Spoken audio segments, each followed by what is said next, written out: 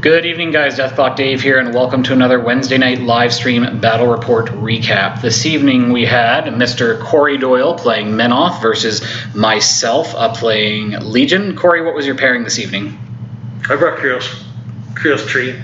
Kreoss3 in Exemplar Interdiction. Yep. And Harby and Faithful Masses? Sure. Okay.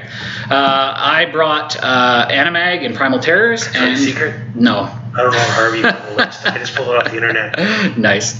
And Thagrosh1 in Children of the Dragon. So, and you said you chose to play Kreoss. I chose Thagrosh.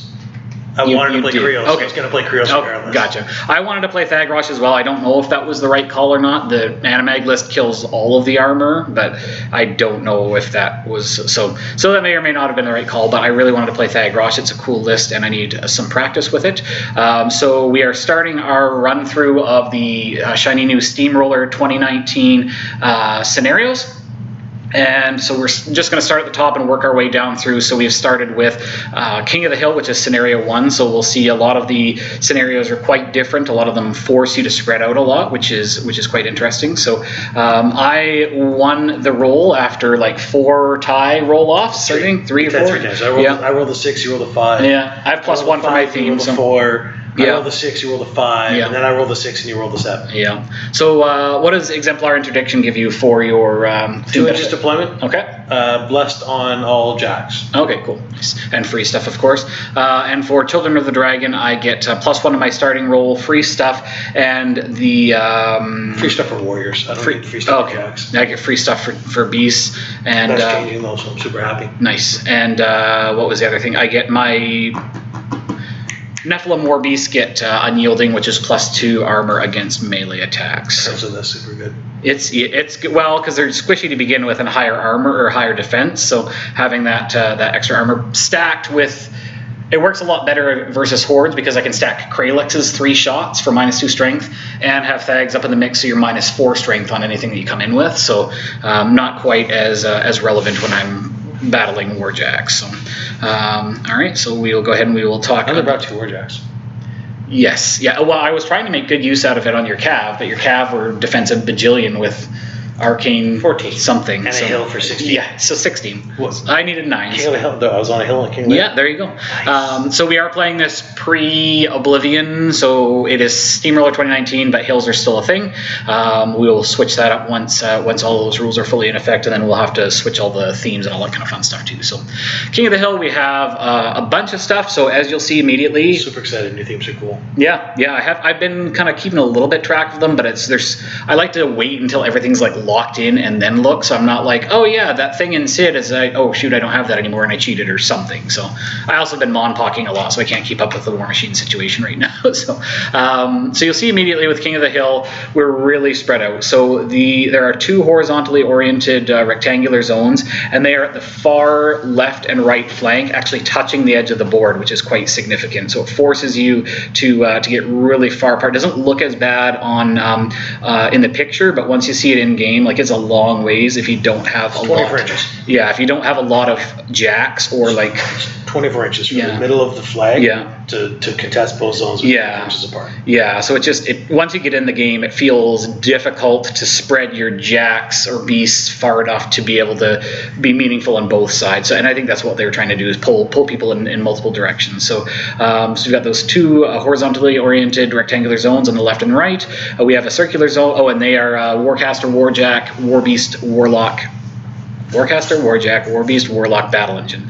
And then the central circular zone is Warcaster, Warlock units. We have a flag in the middle of the circle, so that's going to be Warcaster, Warlock, and solos. And then finally we have an objective kind of on our inner left corner on our side of the rectangular zones. And we also have some new objectives in Steamroller 2019. So Cory, what did you choose for your objective? I chose the once per game treasury or something. Armory? Or treasure. No, it's treasure something. Oh, well, whatever. Yeah. Anyway, this one that gives you once per game you can reroll an attack and a damage roll on from a single model. Yeah. And I chose magical weapon. I wasn't sure if that was the right choice or not, but he is Menoth. He has choir. He has passage, which means no non-magical shooting on his jacks. And I only had one source of magical shooting, which is my my mist speaker. So I wasn't sure if that was the right call or not. That objective feels really far up the board and feels like it doesn't become relevant until a little bit later in the game, potentially.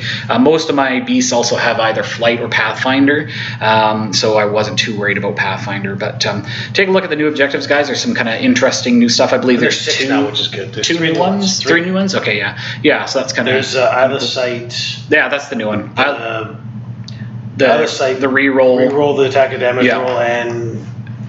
There's another one? Oh, cannot be placed in the fortress. Oh, yeah, right. Cannot be placed, moved, or thrown, actually, which is quite significant. Because do we have any anti-placement effects for thrown yet?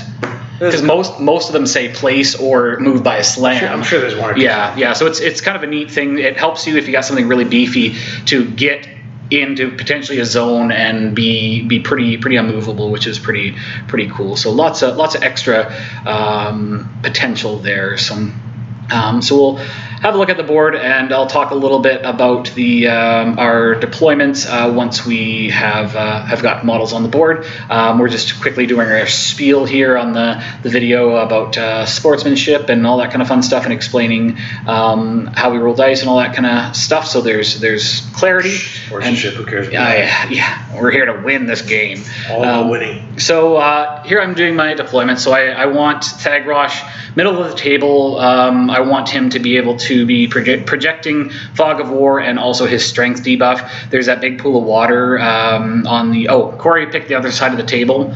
I did. I didn't want water. I wanted the hill. Yeah. I wanted the trench so I could get my defenses up to actually hide from his cav. Yeah, fair enough. So...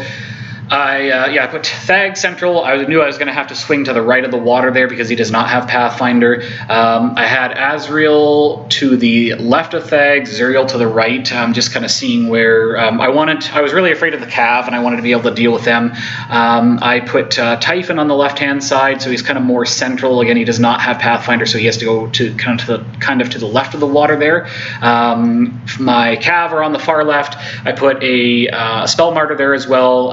My shepherds are kind of spread out in the back, one kind of following each beast, and I've got my my ice witches back there as well to be handing out puppet strings, and then I have my bog trog, which I actually forgot to deploy, so he gets placed afterwards, just so he's near, kind of in the middle, so he can hand out magical weapon if need be, and Kralix to the far right, and here I'm deploying my advanced deploy. Hex Hunters after Cory's in his regular deployment. So how have you deployed here, Cory? I just set up one unit of cav on each side. I put the Judicator on the top side because I saw that's where your cav were, and then I felt I could power through effectively my zone because it's got my objective in it. So that if I could power through my zone and start scoring it, then Judy could start moving in behind you, and then I would just sort of cave a flank around because I knew I wasn't going to be able to hold the contest at bottom for long without giving up value pieces because I really only have value pieces. So I thought I needed to force stuff, so I put Judicator and the Redeemer on the top end. Rhoven and Co-Choir are just sort of mixed in there, and then the Hierophant and Guard Dog are hanging out with Kreoss3 sort of in the middle. Okay, cool. And my thought is if you get too aggressive turn 1, I'm going to just walk up and try to kill you. Fair enough. Yeah, Force Hammer and such as a thing, and your guns shoot real far, which is being able to slam into your cast, knock down one of your models with a Force Hammer, and then back up safely, and then have Judy and the Redeemer walk up at ridiculous start ranges and kill it, right? Yep, seems good. So I apologize, guys, with the with the zones being so far to either flank, we've got a little bit of cover up on the bottom there, and it's hard to see the clock at some point. So we'll probably have to raise up the tripod to make sure we're getting everything in there, because we should start using my place. Yeah, that could work too, because we've got so much at the far left and far right. So just going through and just talking about what's where before we start the game. Again, I've taken the magic weapon objective, and you have taken the reroll objective, and we'll see how that pans out. Yeah, I want to test it. It's new, right? I'll probably go through all of them, 3-4 games each, to see if they come in viable, and then I'll know where I want to play some more games. Yeah, for sure. Either site does seem like the one I'll take the most. Yeah, well, that can be pretty key to snipe that heiress or whatever. Actually, you don't even need to. You just I'm just gonna scatter on her. Nah, I never get lucky like that. Yeah, only every game with heiress, guys. And Judicators. Yes, and Judicators. Yeah, every time we played a game where I had an heiress, Cory's Judicator randomly scattered onto her and killed her on turn 2. Every time. There literally was a game on the bottom of 1. I walked Judy up. I scattered 6 to the 1, and then 6 to the 6 to actually clip heiress. Yep, and she died. I scattered 12 inches. For crying out loud, that was just ridiculous. So, it was a good day. Yeah, I like that day. Yeah, she's died a lot to random Adjudicator scatter. So Judy gets a lot of good work done, especially with a reliquary or something. The new reroll or the roll extra, drop 1 basically. Yeah, sounds important. Yeah, Hand of fate. Cool. So I'm just grabbing my my upkeeps and such. I'm a little rusty with this list because I've only played it a few times and I haven't played Warmachine in a fair while. So moving Thagrosh up to start and casting. I believe I cast Draconic Blessing first, so that I could actually see it. So I cast that on Azrael. That's +2 strength, which is really significant because his spears and immunity to fire. I believe it might also do I don't know whether it gives continuous fire on melee or something. I can't fully remember, but anyways, that bumps the power and strength of his thrown spear to 19, which is very significant. So I've cast Fog of War just to get that up because my Hex Hunters have Prowl. I've got a few things that have Prowl actually, and a lot of my stuff is inherently high defense, so that just bumps it up. That +2 in a giant 14-inch bubble just kind of bumps everything up again. Hex Hunters ran up centrally to be outside of any threat of the ponies. I wanted them to be locking down the ponies because with Bale they have Shadowbind, which is quite a thing. I ran Zuriel up in behind them just to kind of be hanging out there to try and counter with the horses. I get really focused on the horses because they can get a lot of work done. I also just hate Judy and I'm scared of him, so I just stayed away. So moved Azrael up and made sure I was outside of any shooting. Same with Typhon. I believe I put... They're both outside Judy's 19 walk and the Redeemer's 21. Yeah. So not getting shot on the first turn is good. I believe I put up Elusive on... oh no, that's Azrael. I put up Excessive Healing possibly on Typhon because I needed to spend the Fury anyway, which I didn't actually because Thagrosh. And then I also put Excessive Healing for free on Thagrosh just for kicks. And then I just ran my support up in behind, and I ran my Cav up, and I just wanted to keep everybody in that 14-inch bubble for the +2 defense from Fog of War. So, and that is over to you, Cory. And I'm sorry, guys, for the glare on the board too. We've got only one blind that doesn't fully work, so we've got lots of light on Cory's side of the board. Cory's getting all of his tokens out. I dirtle and think. We talk, I ask a lot of questions. Mm-hmm. Threat ranges are big, right? I gotta decide whether I want to shoot Sevi. You should have less shield guards. Yeah, the 3 shield guards sitting on Sevi the entire game was sort of important. One of them is unkillable if you kill anything else. Yeah, that's a pretty redonkulous interaction. The key is to kill him when that's the only thing you want to kill. Yep. So measuring out where I want Kreoss to go, because again, I want to get him in the game, I want him to be aggressive, but at the same time, I don't want him to die to a random spear knockdown, throw thing, and then Typhon sprays, right? Yep. So Kreoss goes, he casts, the Hierophant goes, once it realizes. As it always should, yeah. And really, in hindsight here, I probably should have gone right to the wall. That's where I should have ended. And just been like, screw it, come throw a shot at me. Whatever. Would that have been outside? Yeah, that probably is outside of Typhon's 14. Your smite throw. So like, if you smite, I just shield guard. Yeah, well, exactly. And you're so high defense anyway. I have to dump a lot of. And then I get that beast. So what I should have done was drawn that beast out. And I'm def 18 behind the wall.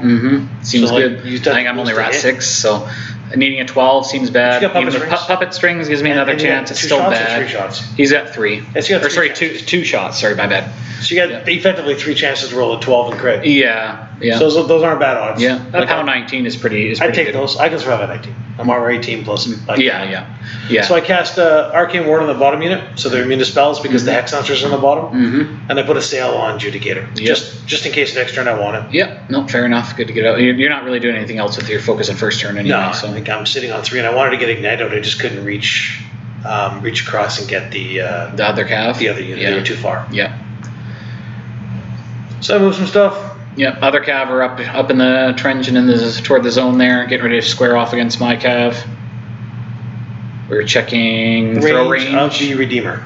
Oh, right. This is the Redeemer shot. So the Redeemer walks up. This is good, guys. So I acquire can't be targeted by non-magical shooting. That way, at least I reduce him to only one of his beasts shooting me this turn.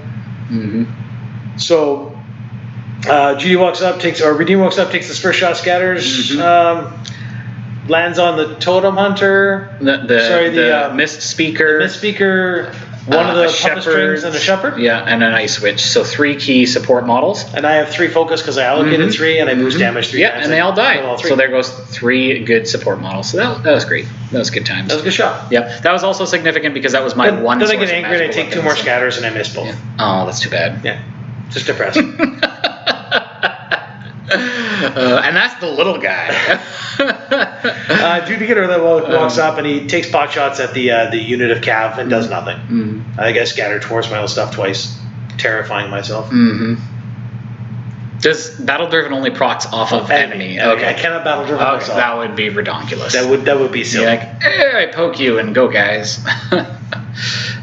Oh, that's one thing is what is it? Oh, my Mist Speaker has influence, so I was gonna at one point see if I could get him to get your own horses to stab each other, but sadly he died on the first turn, Cory. First turn. Yeah, I was aiming at him. He was way the crap back there. That's why I bring Redeemers. Because they're range 16 or something, right? So I spread it on the top. My thought is I can get one.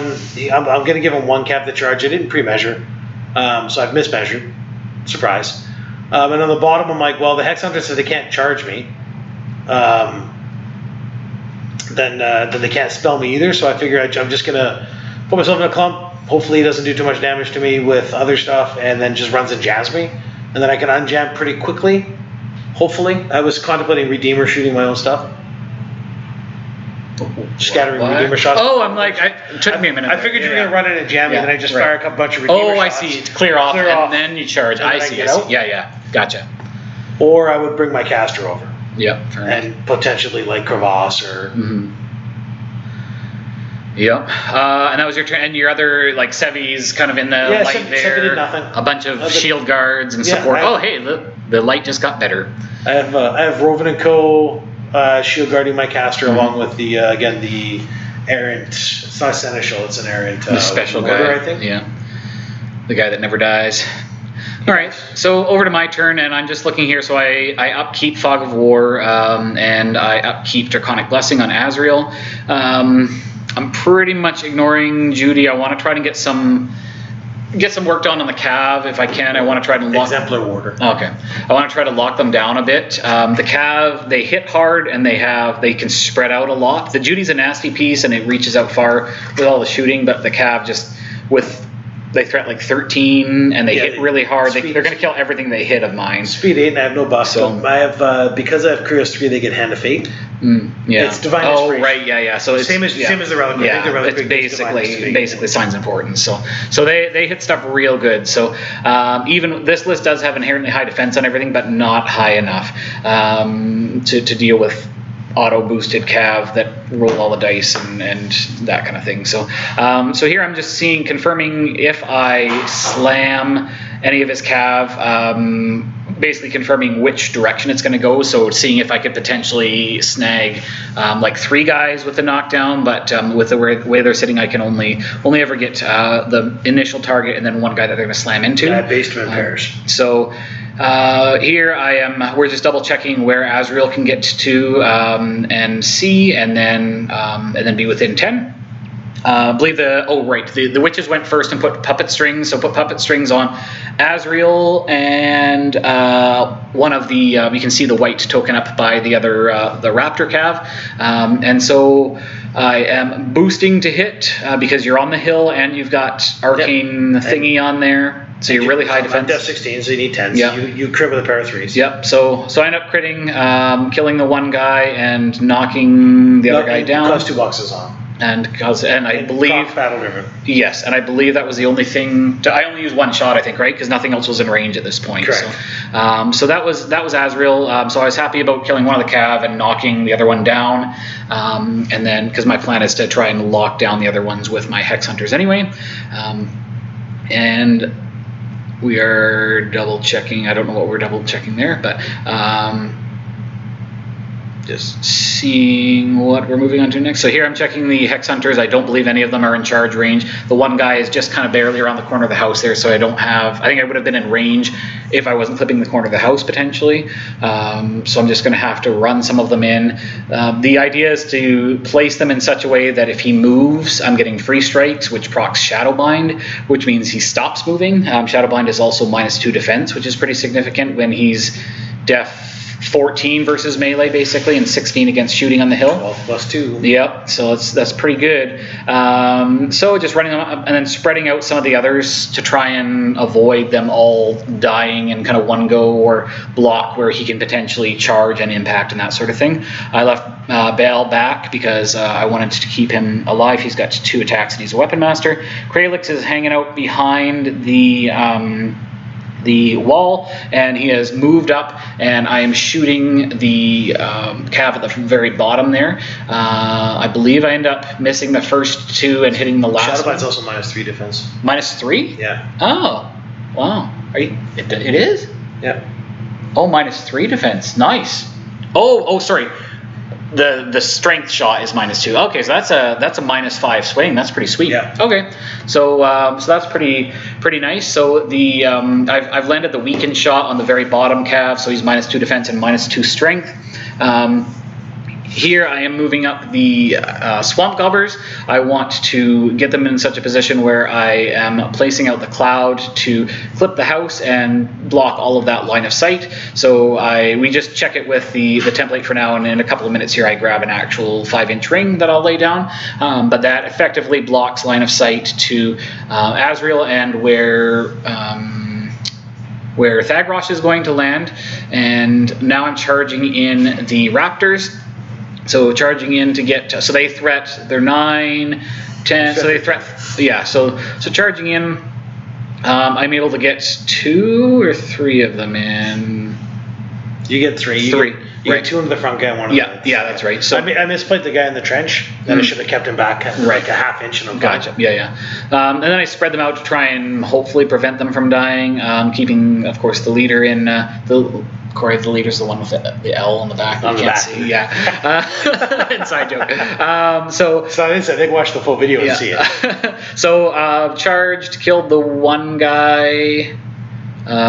With the puppet strings guy? I think that was the puppet strings guy. So I don't even think I used the puppet strings because just outright killed them because they're POW 10 weapon masters. That was actually something we talked about. Is you failed to kill the other guy, and if you had puppet strings, you probably could have had a shot. Yeah. So and then I just repo the guys who successfully charged just to kind of get in the way more, just trying to jam.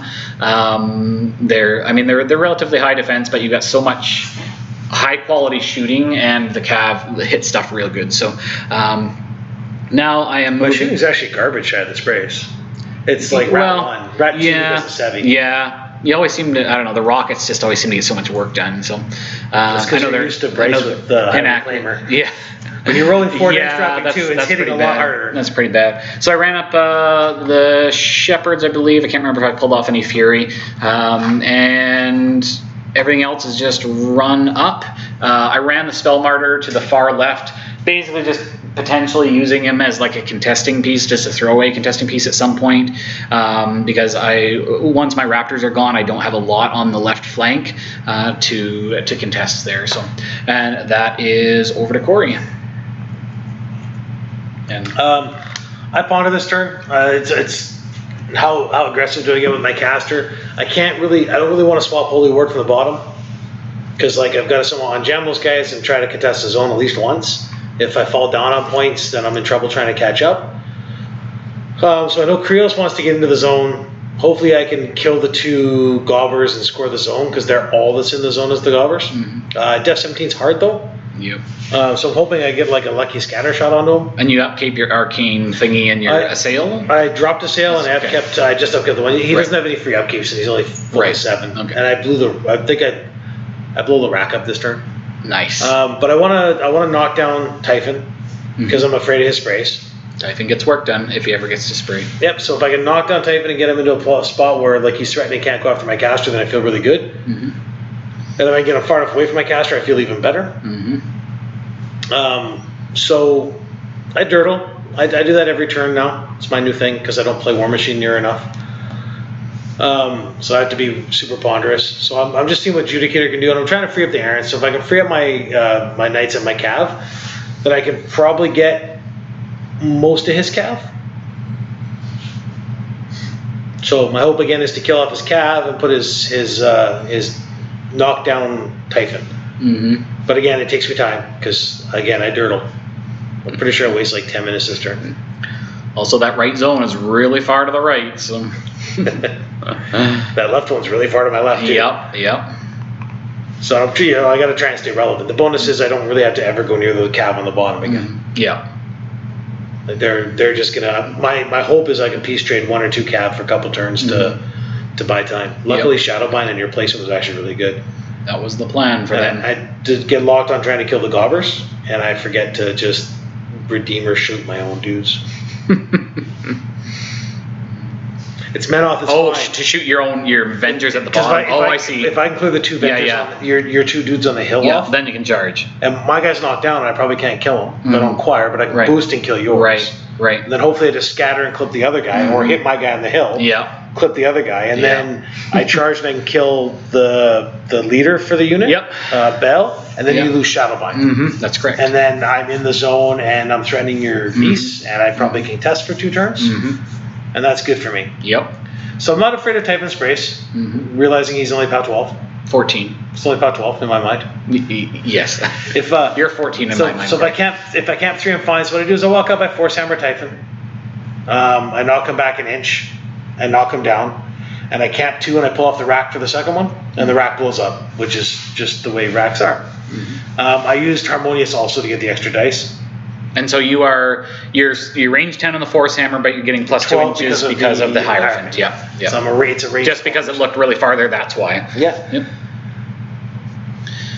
So you slammed him back just an inch, so knocks him down. Luckily, does not squish my my shepherd because you just Sevi allocated 3 to the Redeemer, and I allocated 1 to the Judicator. Sevi allocated 2. Sorry, so the Judicator's sitting on 2, the Redeemer's on 3. Okay. So I knocked down Thagrosh, or Typhon, I mean, and this is where I make like mistake play number 1. I wouldn't get hyper focused on. I knocked my model down. That was horrible. Oh yes. That's why I missed. Are you doing the sprays right now? Nope. This is the slam. Oh, okay. We're rolling collateral. Collateral on the one behind. Gotcha. And you're healing. Oh, this is the Redeemer. The Redeemer shot. Oh, okay. Redeemer walked up, shot to 3 times. Right. Yeah. I did excessive healing wrong as well because I was just taking it off the same column that got hit, but you can actually, as Cory pointed out later, you can actually pick. Yeah. So you take the damage, then heal back, and that way you can get back potentially busted spirals. So the Redeemer walks up, shoots 3 times. I think I leave you on like 13 boxes or something after the shooting, which is where I thought you'd be. I also acquired non-magical shooting again, knowing that the Totem Hunter's gone and you're too far away to give it to any beast. Misspeaker, Yep. Yeah, Totem Hunter's the wrong beast. Yep. I walk up then and I focus on the furthest away from me cav, and then I spray with my 1 spray, boosting both hit rolls. Yep. Killing both models on the other side. Can't remember what they're called. And then you did like 5 or something to your objective or something. Then I spray I divided the objective. Then I spray the guy directly in front of me down and kill him. I then take all the dice. Yeah. The 5s and 6s. All the dices. That Science of Hordes is so good. It is very good. I then roll rocket punch shots, which deviate and miss because they're garbo. So I have 2 cav left, right? 1 down by Typhon and 1 by Typhon and 1 up top. 1 up top, yeah. This is my left-hand shot. Right. Oh, yeah. I was hoping to clip the rocket gobbers. pod. Yeah. So I miss. Scatters off the gobbers, and I don't kill any gobbers. And I really need to kill the gobbers because then I score a point. Mm-hmm. And I'm realizing that at this point I'm probably not getting anything into that zone meaningful for pretty much the game. And I probably, in hindsight, should have put the Hex Hunter that's just at the corner of the house. I should have ran him just to touch the zone as well, just to have him in a spot where he's kind of annoying as well. And here come the Cav. So Cav charge in. I put one of the bottom Cav and 3 into the top just to make sure I kill it. I hit because of Divine Inspiration and that 7, which is surprisingly really good. Attack, yeah.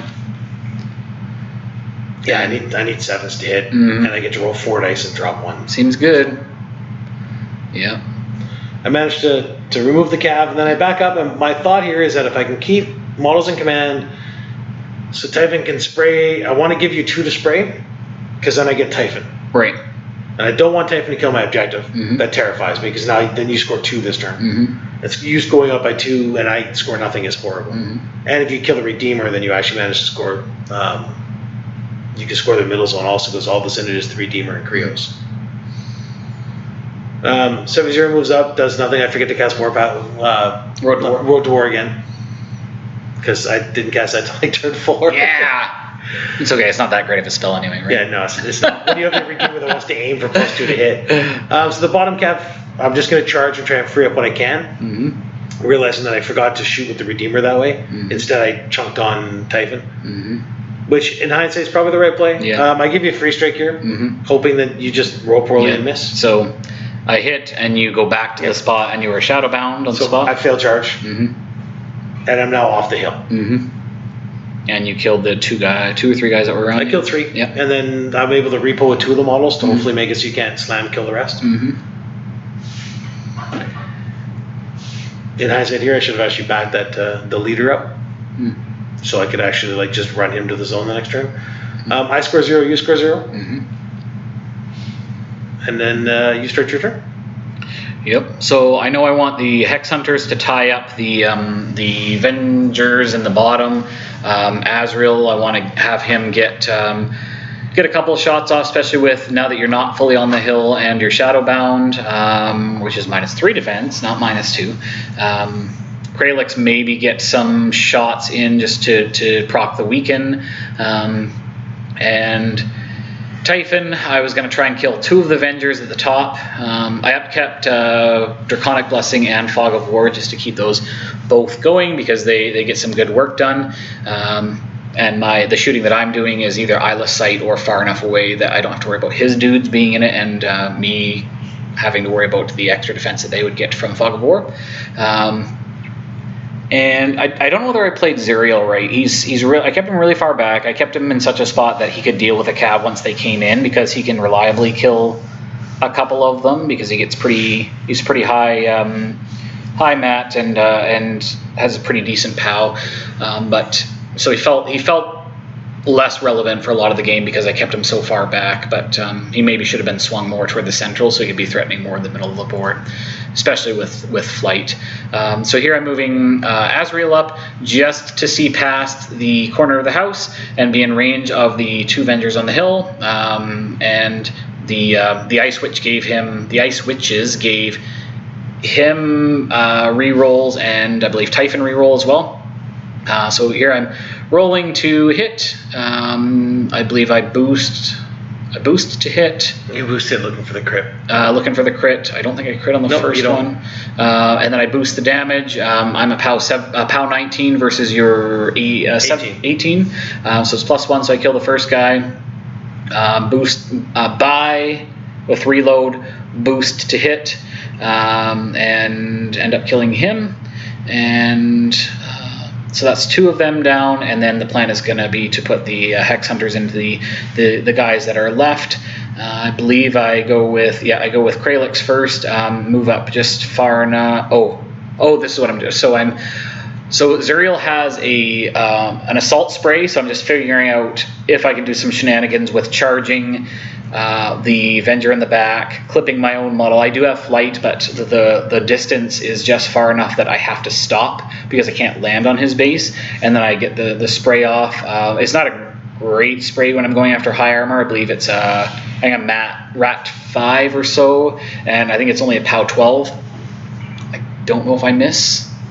You missed with the spray. Missed with the spray, okay. You boosted, you missed. Yeah. So that was just kind of, I knew I wanted to get him into the zone anyway, so it was just a way to potentially get more damage on him. And then I shoot with move up Kreoss and shoot the Venger.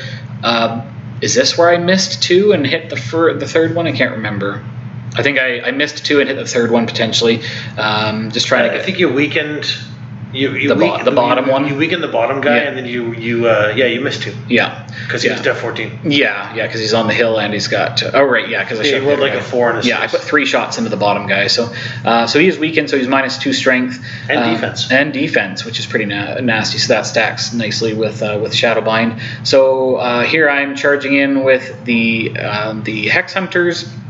I think in hindsight, I thought I was going to do more damage than I did. Bale's Weapon Master. The one guy just ran in behind. I couldn't. He was just tucked in behind the forest and couldn't see. Space off 10 because of battle driven. Yeah. So that's pretty good. I don't think I did any damage. Yeah, you. BL might have. The other two don't because they're dice off 10. I wasn't too worried about them. Their jobs were to hit and apply. You tanked dice on Bell and you either missed hitting or you missed his first attack and hit with his secondary. Yeah, and because he's a mat 8 or something. So the big thing was just to apply Shadowbind to both of them to lock them down because it's not shakeable obviously when you're a unit, which is nice. So it keeps them in place. They can just pivot on the spot. Here I've moved up Typhon. We're doing some shooting at the 2 units or the two cav. So moved up just enough. So he does have gunfighter. So even if I do happen to get in melee, I'm good. And then I boost the hit. He does have puppet strings on him. My goal is to try and kill both of those front cav, or the front cav, and then kind of that middle one that I'm hitting with the spray. So just boosting. They're only def 12, and I am, I think, rat 5. 12, 18, 5. Yeah, so I don't think I boosted the hits, possibly one of them, because I did have the puppet strings. You boosted the first one. And then I boosted the damage, so I was only going to get 2 hits in anyway, so I figured out. You spent 4, so you boosted both. You boosted both hits and 1 damage. Oh, okay, gotcha. And you shook. And I might have put excessive healing on him too, or no? Oh, that might be, maybe that was 4. I can't remember. Yeah, you did have excessive healing. Yeah, I had puppet strings on him as well. So then the Swamp Gobbers do the Swamp Gobber thing again and pop down the cloud to try and keep Azrael and Thagrosh protected. In hindsight, I'm not putting a lot into the middle zone, which is a problem because if you kill my 2 Swamp Gobbers, then the zone is basically free. And with a flag being in there, you can potentially score 2 just in that zone. So to be honest, part of the reason I picked that side was because the wall was on my side, but also the building is placed very well for me to to limit the space you can put your models in the zone. Yeah, for sure. And then my caster's where he is because I can go to either side of that wall and I can force hammer you. Yeah. Seems good. So like a walking 8 range 12 force hammer is really good. Yep. So we have a conversation here about Thagrosh dying because you're trying to oblit and play Thagrosh too aggressively. Yep. I don't think you realized that my feat was purified. Yeah, that's a thing. So you'd lose excessive healing, and without excessive healing, I can pretty much just kill you with a Redeemer. Yep. If you're on a 1 count. Yep, seems good. How 15s are a thing. Yep. Yeah, because you've got armor 17. 17 or 18, I can't remember. I think he's like 14, 17 or 14, 18. 14, 17. So, and because you do have Rhoven and Co. that can give out Isle of Sight to single model, right? Judy can get Isle of Sight. Oh, no. Not from this objective, other objective. But I would have been able to spray through the Gobbers once in one of my own models. Yeah. So instead, we rack and you back up so you're safe. Yeah. And then we move your arc node. Because your arc node was just placed too aggressive. Yeah, because it's range 10, so I could have been quite far back. So. And then you leave me on 1 box, which is karma. I probably shouldn't have gone for it anyway. It was full. I needed to leave myself on 1, so it was POW 15 versus your armor of 20 at that point. 20 at that point, so it was dice off 5, and I wasn't boosting, so it was just I should have probably. You left me on 1. Yeah. Well, that was lucky though, right? So it's but I also did need to get rid of the Fury because my beasts are jacked up. I don't think that was a bad play. Yeah. And then I'm not in the zone scoring it, so like it doesn't matter. And that's over to you. Yeah, so I'm gonna again dirt but for way less this time because I'm down a lot of models. Oh, and I've gone up by 1 because I do have as Zuriel in my bottom zone. So I need to score. I think my best place to score is actually the middle of the board on that middle flag by killing 2 gobbers. It's just a matter of how to kill 2 gobbers that are def 17. Yep. Without using my caster, because Kreoss doesn't want to be that far forward. Right. But there's a nice spot between the flag and that building where I think I can get Kreoss, and you can be def 18. Yep, you can be touching the flag and touching the corner of the house and get all the bonuses. So I charge in on your beast, figuring if I can kill your beast, you feed, you bring him back next turn. I just have to be aggressive enough with my model placement so that when you bring him back, I can kill him again. Because Typhon terrifies the shit out of me. I don't know why. He can get work He touched me in bad places 2 years and years ago. Well, 3 initials, and he can, it's just, Aaron used to play him a lot, and I remember him touching me in bad places when Aaron played him. He can get a lot of work done. So I acquire a battle this turn. No, I don't. I don't acquire a battle. I acquire can't be shot one more time. Yeah. I'm trying to put the cav relevant that you have to deal with them also. So if you don't deal with the cav, then they're going to be in your back lines killing off whatever's up to your support. The cav killed Typhon? The cav killed Typhon. Yeah, and then repoed it. Yep. And then I moved Judy up to be in the zone and spray the 2 gobbers. Yep. And then still be able to shoot. So Judy aims at the ice switch. The ice switch that's just above Thagrosh. Directly faces me. So I get my first spray. I kill the leader from the gobber unit. And then I miss the other one. I boost both attack rolls.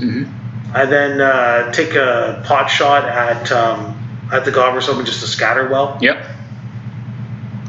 That I didn't. I never seem to scatter well, Dave. Yeah, it never works out for you. It just doesn't.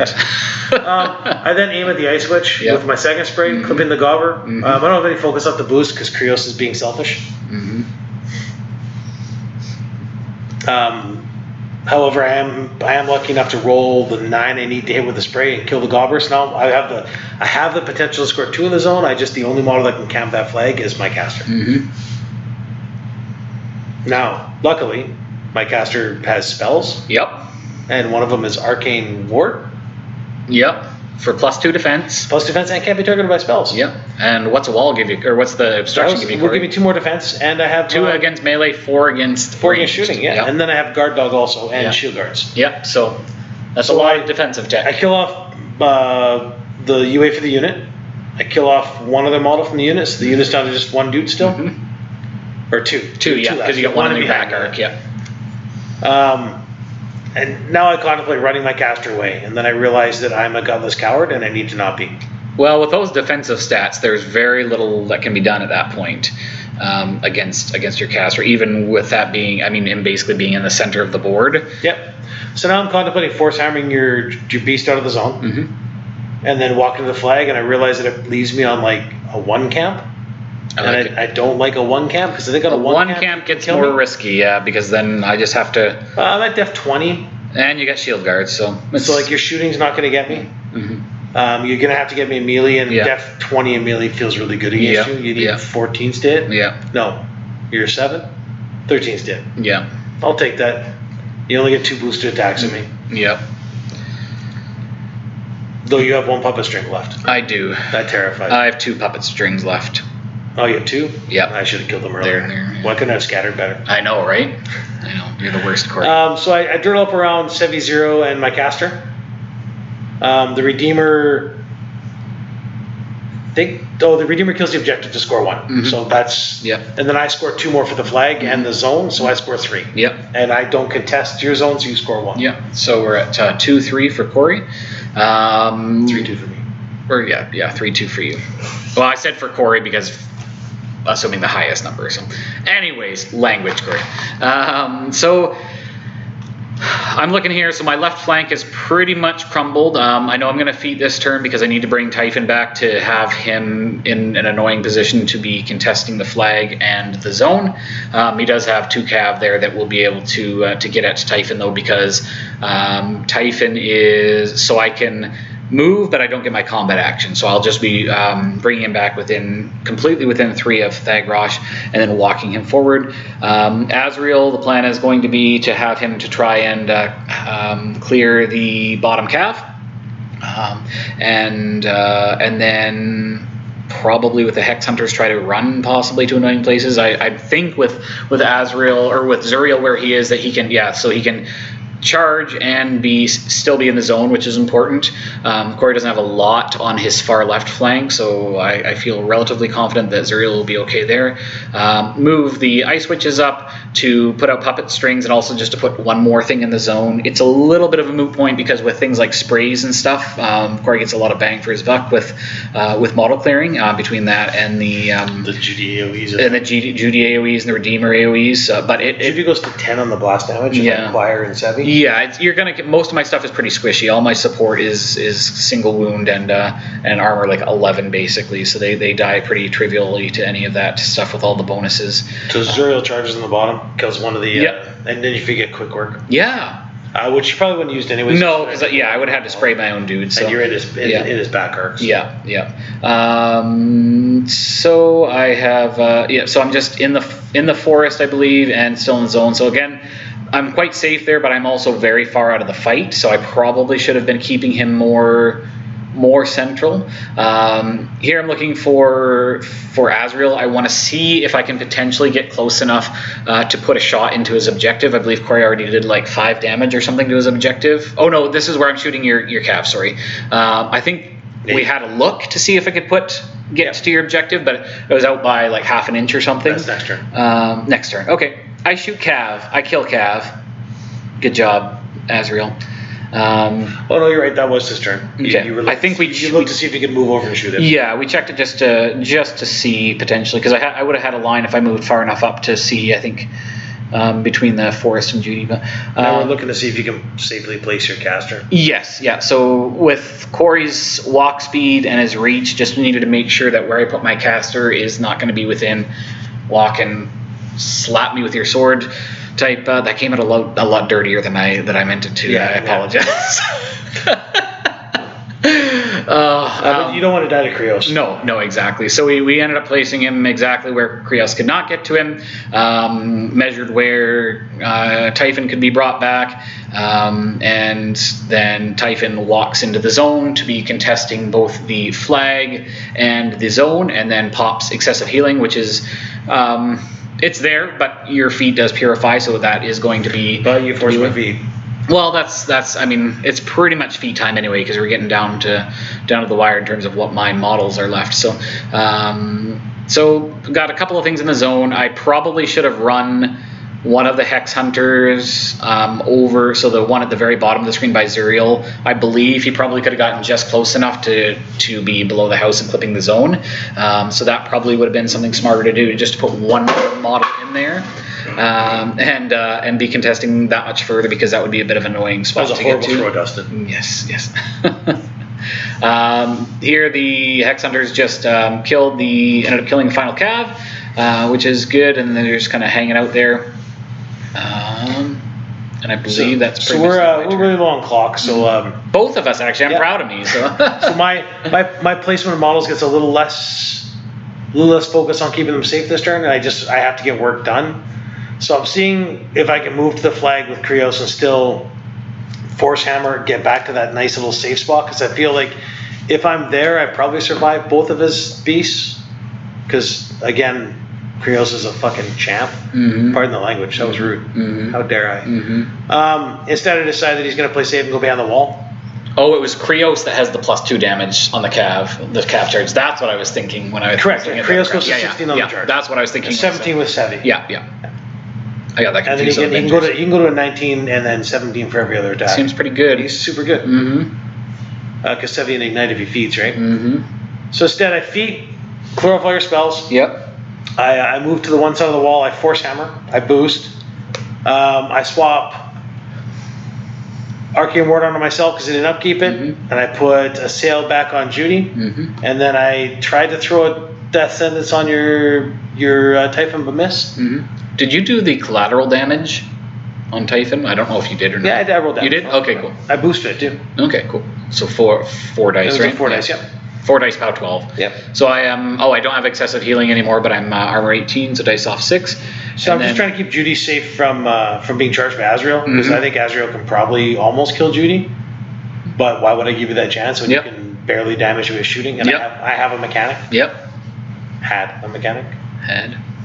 You still have a mechanic. So I begin shooting Typhon. I'm knock it down.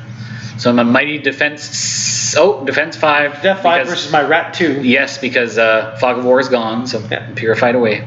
So I think Judy doesn't quite kill you. I think the Redeemer had to come in also. But it kills you on it. I think it kills. I spray twice. I shoot twice. My scatters kill nothing because they're garbage scatters. And then the Redeemer walks up, shoots twice, kills you, and I shoot one more shot at the last warrior model you have there. Yeah. Then I run the mechanic for the flag. And then I end my turn and I score 2. You score 1 again. So it goes up by 1. I go up by 1 again. Yep. Thank you, killing the objective. Yep. So I knew Typhon was going to die, but I had to put something significant in there to be contesting, I felt. He's got enough high-quality attacks that it's not difficult for him to have killed Typhon, especially with the excessive healing gone, and being able to catch the knockdown. So here, this is where we did the checking for the objective. So we do some close checking because it is close, so we check just to make sure Azrael can't get shots on the objective, because he could have taken that out and brought me up by another point and kept the points even. I know I have to contest the zone, and Zuriel's just going to keep scoring on my zone, so I charge the one Hex Hunter in to whatever that guy, the Hierophant, and the other one's in behind the building where he probably should have been the previous turn.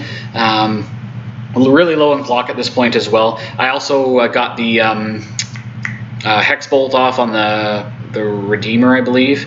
And Azrael shot the Redeemer twice. Yeah, Azrael moved up, shot out the Redeemer a couple times, did a decent chunk of damage. He left me on 9 boxes. Yep.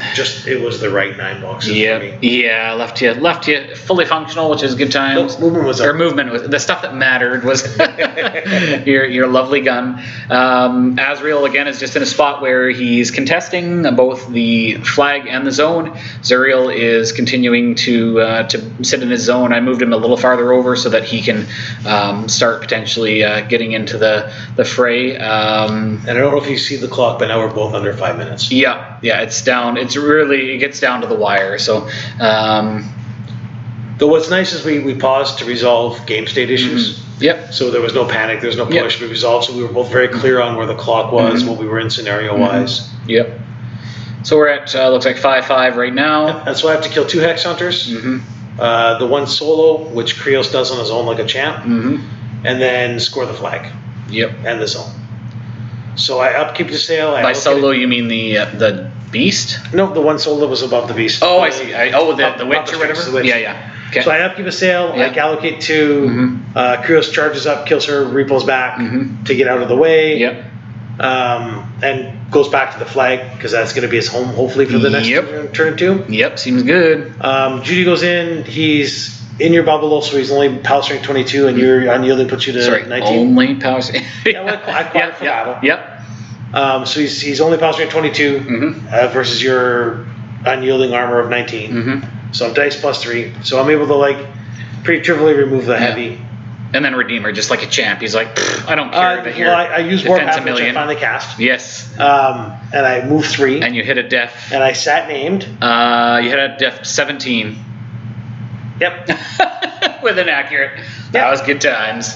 I roll like a champ. I'm like, oh yeah, he'll be fine. Never mind. I had 2 shots. I should have cast Fog of War the previous turn. That's one of the things I did not do, because he would have then had stealth. Yeah. So I had 3 shots at it too. And I just needed to. And then you just scatter. Yeah. I would have walked within 5 and just scattered. Oh yeah. Yeah. And I don't mind giving you the Redeemer. You can kill him. Well, he's just about dead at that point. At this point, he's garbage. Yeah. So we check over to my turn. So I'm just seeing basically last-ditch effort to see if I can get anything on his caster. I can't see him just past the house, so I have to, in order to get in melee range of his caster, I actually have to charge the Rhoven Co dude, and that would put me in 2-inch melee of his caster. But then that puts my charge attack into the Rhoven Co guy rather than his caster. So just looking And at this point, we're both at about a minute 10 on clock. Yeah. So we actually opt to pause clock, discuss our turn, and play zone of models to be able to play a very clean game. Because it is just a friendly game. Yeah, and I have a look to see if Thagrosh has a funky spell called, I think it's called Mutagenesis. Yeah. It's an offensive spell, and if you kill a dude with it, he teleports to where the dude was, and then he can continue his attacking, basically. Cost 3? Sorry? Cost 3 or 2? I think it's 3. So you have to. So it's very corner case. His stuff is very high armor and also a lot of boxes. So there's nothing. Armor 16. If the mechanic or something was still around or something like that, then that could have been an option. I could have gotten Thagrosh potentially onto him and been buying attacks. But your caster is also very high defense with Arcane Ward on him. Range 8, cost 3. Yeah, and any potential bonuses from the wall as well. So I opt to move over and toe the zone. I believe it's POW 12. Yeah. Toe the zone. I actually killed a Siege 2 with it once, or by doing that trick. The only time I've ever used it. I move my caster into the zone to be scoring that. Charge Zuriel in. I kill the Rhoven and Co guy. Forget that I have quick work. Not that it really matters. It's a I guess it's a spray, but the chances of me hitting anything that matters at this point, maybe I could have hit some choir or something. Could have had an extra attack on my caster. Yeah. And then I am finished off the Redeemer. Yeah, and then I'm buying, and I don't remember the exact combination, but it's a very low chance. You boosted your second initial. Yeah. You boosted damage, and then you bought one and boosted hit. Yeah, because you're so high defense anyway. You're with Assail. You are. With Arcane Ward, I'm a 14. Oh, yeah, that's it. With the guard dog rule. Oh, right. Yeah. I'm a 14 base. I go to 16 for Arcane Ward and then 18 for guard dog. So I was needing, I think he's 8. So I was needing 10s to hit, so I had to boost basically. I don't think I had any puppet strings left at that point, so it was just either boosting or hard rolling. And that was the end of my turn, and then we just kind of talk out. Yeah, Kreoss would have cast Force Hammer. And then backed up and repoed into the other zone, which was my plan all along, was to get him to where he could get to the other zone. And then I figured it'd be funny if the Redeemer could kill your beast, but surprisingly, Unyielding makes your beast really tough. Yep. Because you go to armor 19, and then with all my buffs, I get to armor to POW 16. So it's dice off 3. So I walk into you and I hit you and boost, and hit you and boost. And then we just talk about that. And then Judy just kills you. Judy would have gone in and killed. So we were both less than a minute, or like I ran at a clock, I think. And then I had 14. And then you had So how much you would have been able to do in your turn is to be honest, like we said, if it was a tournament game, I'd probably just run everything I have in towards your zone, except for Judy, who I put right between my caster and your dude. Yeah. And I just run into my zone. And then I score 1, you score 1, and we stay tied, and then I score 1, and you all contest on my next turn. Yeah. And you can't stop me from scoring. So you'll score again on 7, and then on my 7, I'll contest finally, or I'll just end the game, shake hands, and I'll probably win via points. Yeah. And so unless you can kill Judy in a minute. Yeah. So we talked about talk it out and how it ended. I think the final score is actually 7 for me and 6 for you. Yeah. Because of how I incremented the points before I should have, because the DeathClock would have happened first, and at that point Cory wouldn't have been scoring the extra. So I did DeathClock. Cory was down to like a minute or something as well, that was definitely a very long game. It was a long game. I felt good that at least it wasn't like Dave's down to 1 minute and you've got 25 minutes left or something silly like that. Like it's it was nice because we were able to talk a lot of stuff out too as we played. So the game, it's like there wasn't a ton of there wasn't a gotcha moment, because I would have hated on turn 3 to you move your caster forward and I'm like, I feed, I purify, I can see you, I knock you down, the Redeemer shoots you 3 times, the guy that's and kills you. That would have been a horrible ending. Seems good. That's why I take a Redeemer. We'd have been done 3 hours ago, Cory. Accurate, maybe. Yeah. But we would have had to do all the cool dice roll stuff and actually talk about strategy of game, and then talk about swapping, or when you charged up top, attacking with the single dude first and the 2, then the puppet strings last. Like I think that getting that routine down so that you learn those plays is important for both of us, right? Yeah. Plus it makes me think about it, because I didn't think about it until after you made the second attack. Yeah, makes sense. Yeah, I like this list. It's got a lot of neat things that it does. It's got a fair. It's fast. Oh, thanks. I built a cool list. Yeah, yes. Your list is great. You got Judy, so you're good to go. Shaking your head for it. It's quite a high defense as well, so I like that. If they can't deal with high defense, I also quite like this list into hordes because between Kralix's weaken shot and the aura on Thagrosh, it can be -4 strength swing, which that plus unyielding and stuff can make it quite hard to take stuff out as you come in. It can be a little bit deceptive that way. But yeah, it was a good game. It's definitely a slog, and I hope you guys enjoyed that. If you are enjoying the content that we're creating, be sure to hit like on that video and subscribe to the channel so you don't miss any future content. We'll be regularly putting out Warmachine Hordes and Monpok content from week to week.